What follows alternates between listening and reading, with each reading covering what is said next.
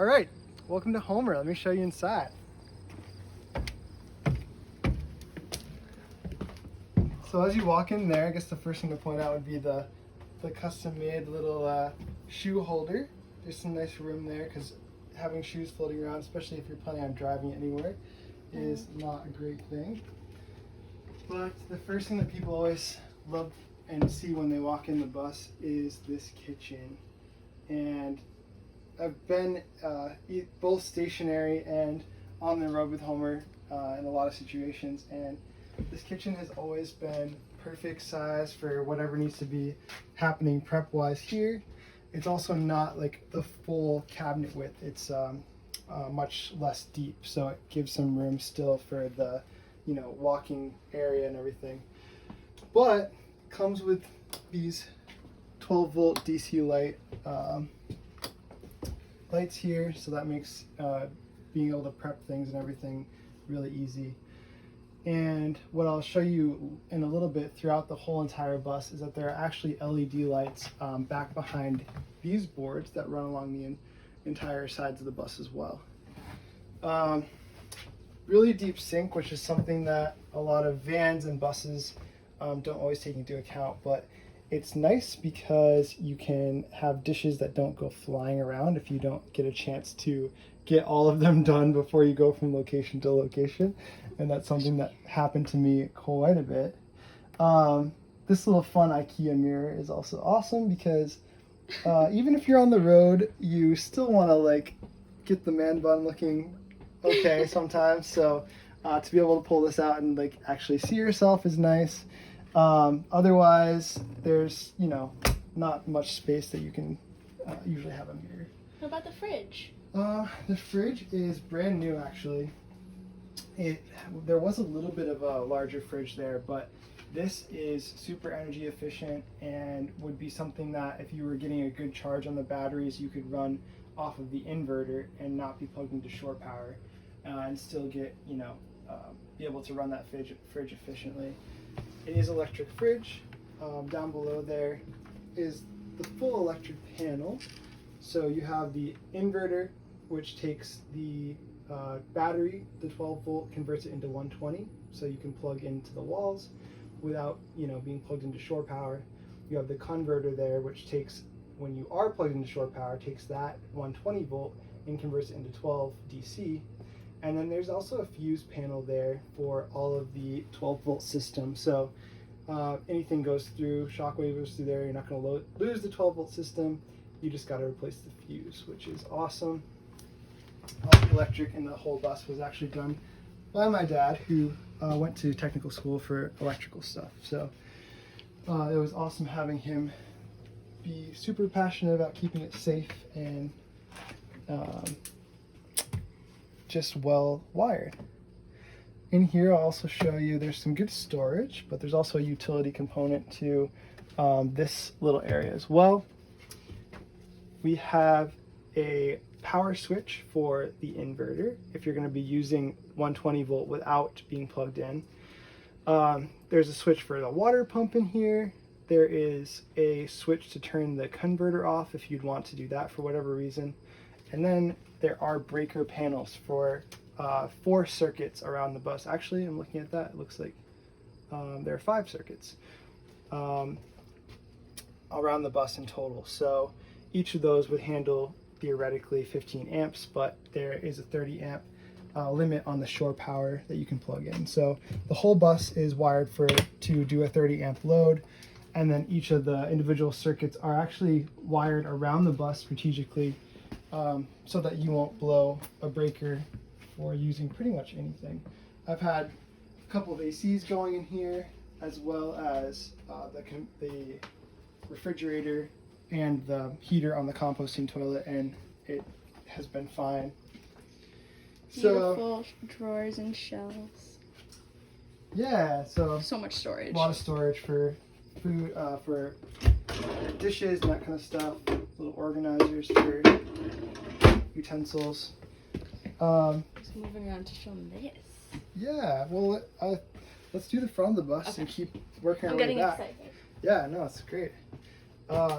This couch here is actually a custom built couch. it's finished with cedar little blocks on the outside with this kind of cool industrial hinge.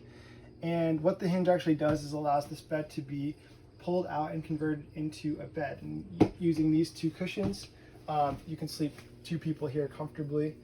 And that creates the ability to sleep up to 4 adults, or even more than that if you have kids running around. You'll probably see this heater vent here. There is a RV furnace underneath the bed, underneath the couch here. So what that does is allows you in moderate, little colder temperatures to heat up the bus. The thermostat's actually located right over here, and it goes just by temperature, so you can set just like you would in a home.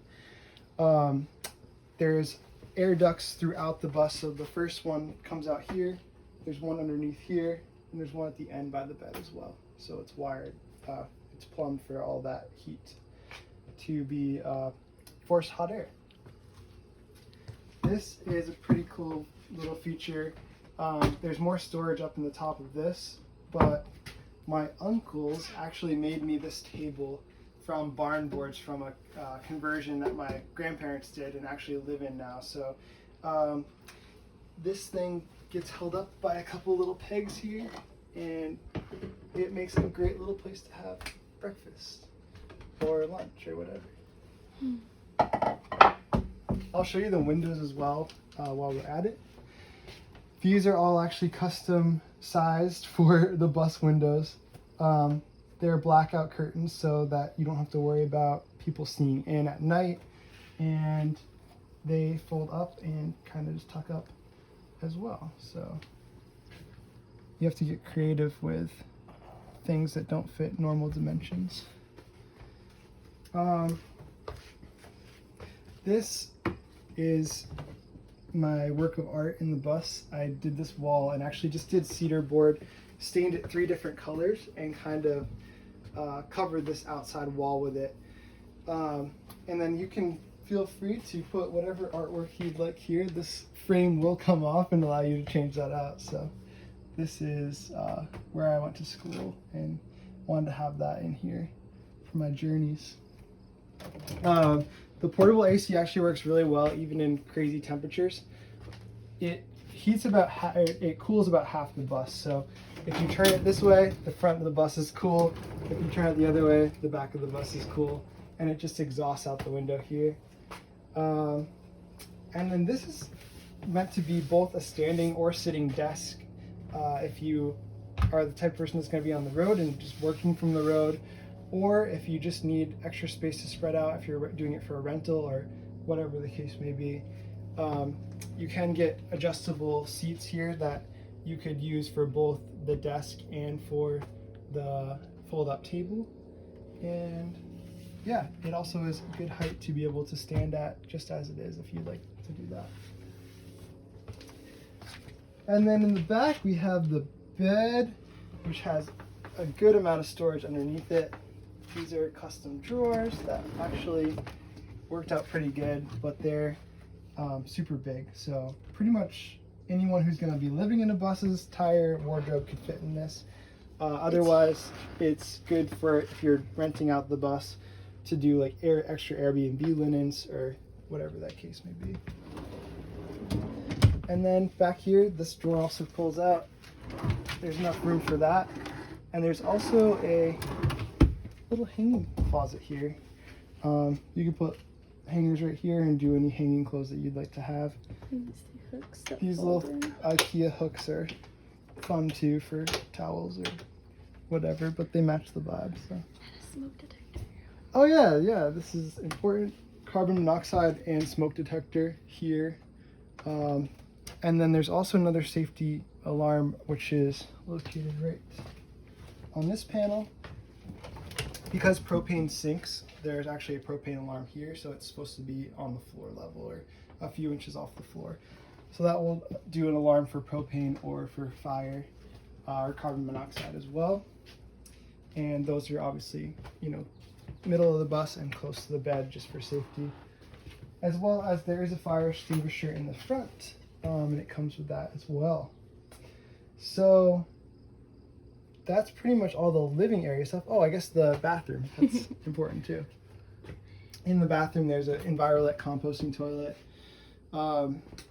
Just throw in some of the composting material from this bucket after use, and it actually does a pretty good job.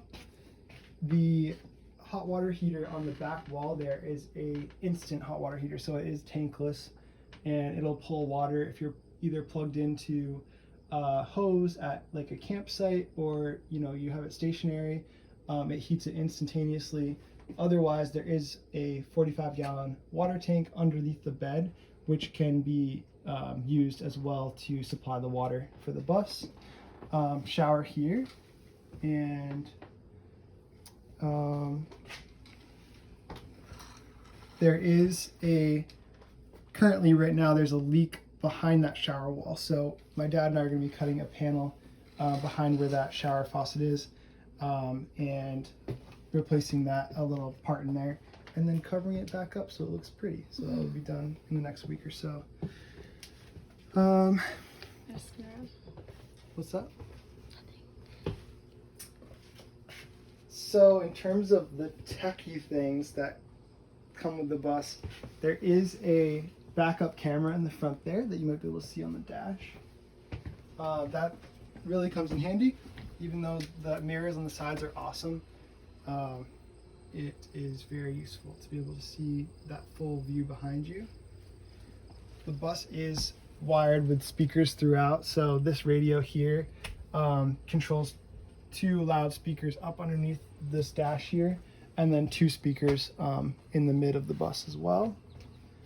There is a smart TV in the front, so if you have a wireless hotspot, or if you're locating the bus somewhere near Wi-Fi, you can have Netflix or whatever type of apps you want on that. And then I'll show you the lights on the sides of the bus as well. So these are super cool. They're Bluetooth controlled, so as long as you have a smartphone, you can control the lights in 4 different sections, or you can control them all together. So I'll turn these on here, and I don't know if you could see that in the video, but they all just lit up brightness wise. If you turn it a crazy color, we might see it. Yeah. So let me turn there. And this fully illuminates it at night. There's like the whole bus. Millions of different colors you could choose from. You can also set it so that you can have like a rave in here and have the colors go along with the music. Whatever music's playing, the microphone of your phone actually translates it to the colors playing at the same time. So that's pretty cool. And then what's also cool about these lights is they're not just color LEDs, which a lot of LEDs are limited to, but you can also do a warm white light as well, which helps just be able to see things even during the day sometimes. I don't know if you can tell with... Yeah, you can see it. So that's very helpful, and it's all on a dimmer as well, so it can be as bright or as not bright as you'd like it to be. What else? You've spent a lot of time at Homer. What else is like... I think you did a great job. Yeah? Is that everything?